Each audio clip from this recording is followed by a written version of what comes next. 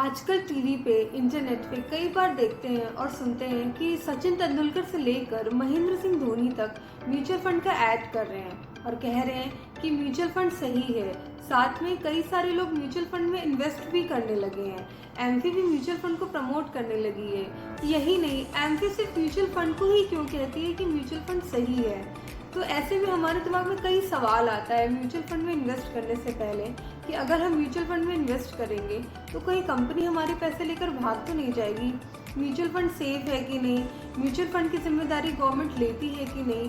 तो इस तरह के कई सवाल हमारे मन में आते हैं म्यूचुअल फंड में इन्वेस्ट करने से पहले। ये सवाल जेन्युइन भी है क्योंकि मार्केट में कई सारे चिट फंड्स, पॉन्जी स्कीम चलती रहती है जो लोगों का पैसा लेकर भाग जाती है। चलिए देखते हैं, अगर हम म्यूचुअल फंड में इन्वेस्ट करेंगे तो हमारा पैसा डूब सकता है कि नहीं।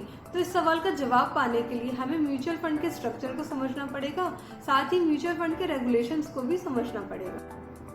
सबसे पहले तो मैं आपको ये बताना चाहूँगी कि mutual fund is created by a trust governed by the Indian trust act 1882 and mutual fund is created by A sponsor, जिसको हम प्रमोटर भी कहते हैं। और ये जो ट्रस्ट है इसको मैनेज करते हैं trustees which is appointed by the sponsor.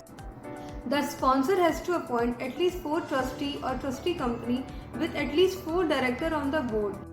सबसे इम्पॉर्टेंट बात है 2/3 ट्रस्टीज और डायरेक्टर्स शुड बी इंडिपेंडेंट, मतलब कि ये किसी म्यूचुअल फंड कंपनी के साथ एसोसिएट नहीं होने चाहिए। प्राइमरी रोल ट्रस्टी का जो होता है is to protect the interest of the investors in the mutual funds and the day-to-day fund management is handled by the asset management companies which appoints a registrar and transfer agents to manage investors transactions, जो है CAMS और K-Fintech, and the custodian help in settling the transaction done by mutual fund।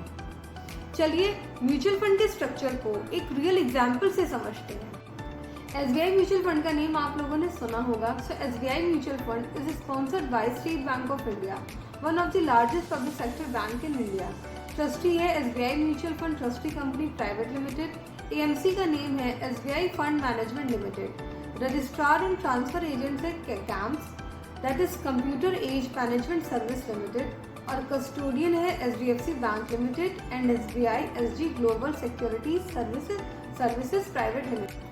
Basically ये जो custodian होता है ये mutual fund scheme से अलग होता है। मतलब कि अगर आपने SBI म्यूचुअल फंड के किसी पर्टिकुलर ABC फंड में इन्वेस्टमेंट किया है और उस ABC फंड ने आपके पैसे को अदर कंपनीज में इन्वेस्ट किया है, मतलब कि अदर कंपनीज के शेयर और बॉन्ड्स खरीदे हैं, तो ये जो शेयर और बॉन्ड्स है ये SBI म्यूचुअल फंड के पास नहीं रहेंगे। ये शेयर और बॉन्ड SBI म्यूचुअल फंड के कस्टोडियन के पास रहेंगे, यानी कि HDFC bank and SBI SG global security services private limited. तो सेबी के रेगुलेशन के अकॉर्डिंग म्यूचुअल फंड स्कीम को एक कस्टोडियन चूज करना पड़ता है जो कि उस कंपनी से अलग होना चाहिए। जैसा कि हम देख सकते हैं ICICI म्यूचुअल फंड का कस्टोडियन HDFC बैंक है। जैसे RBI reserve bank of India bank को रेगुलेट करता है, उसी तरीके से SEBI security exchange board of India mutual fund को रेगुलेट करता है। यही नहीं, सेबी ने म्यूचुअल फंड इंडस्ट्री की साइज को देखते हुए एक अलग रेगुलेशन भी बनाया है जिसे हम म्यूचुअल फंड रेगुलेशन 1996 कहते हैं। And it provides next level securities to investors. जैसे हम बिना टेंशन के अपने पैसे को बैंक में रखते हैं या फिक्स डिपॉजिट करते हैं ये सोचकर कि हमारे पैसे सेफ है। हम ऐसा क्यों सोचते हैं? क्योंकि इसके पीछे RBI है, reserve bank of India, central bank of country. उसी तरीके से इससे म्यूचुअल फंड की जो रिस्पॉन्सिबिलिटी लेता है वो है SEBI, security exchange board of India, SEBI act 1992। ये जो हम लोग सुनते हैं चिट फंड्स के बारे में, पॉन्जी स्कीम के बारे में कि हमने या हमारे जानने वालों ने पैसा लगाया था और वो कंपनी पैसा लेकर भाग गई। तो ऐसा क्यों हुआ? ऐसा इसलिए हुआ क्योंकि उसके पीछे कोई रेगुलेटरी बॉडी नहीं थी उसे गवर्न करने के लिए। तो इसलिए कभी भी निवेश करने से पहले ये ज़रूर देख लें कि हम जहाँ इन्वेस्टमेंट करने जा रहे हैं वो सेफ है कि नहीं, उसके पीछे कोई गवर्नमेंट अपॉइंटेड रेगुलेटरी बॉडी है कि नहीं, उसकी रिस्पॉन्सिबिलिटी लेने की। तो फ्यूचर में इनकेस अगर कोई म्यूचुअल फंड कंपनी अपनी म्यूचुअल फंड बिजनेस से बाहर निकलना चाहती है और अपना म्यूचुअल फंड बिजनेस बंद करना चाहती है तो उस म्यूचुअल फंड कंपनी को पहले कोई और म्यूचुअल फंड कंपनी ढूंढनी होगी मर्ज करने के लिए। चलिए इसे अच्छे से समझने के लिए एक एग्जाम्पल देते हैं।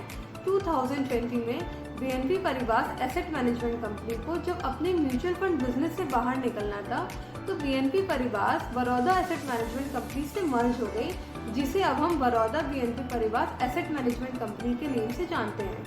मतलब कि म्यूचुअल फंड कंपनी कभी बंद नहीं हो सकती है, वो मर्ज हो सकती है।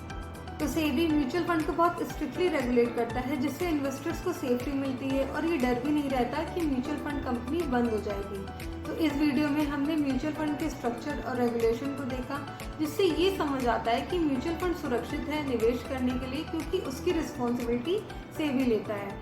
हम इन्वेस्टिंग कॉन्सेप्ट समझने में आपकी पूरी मदद करेंगे। तब तक के लिए हैप्पी इन्वेस्टिंग, हैप्पी लर्निंग।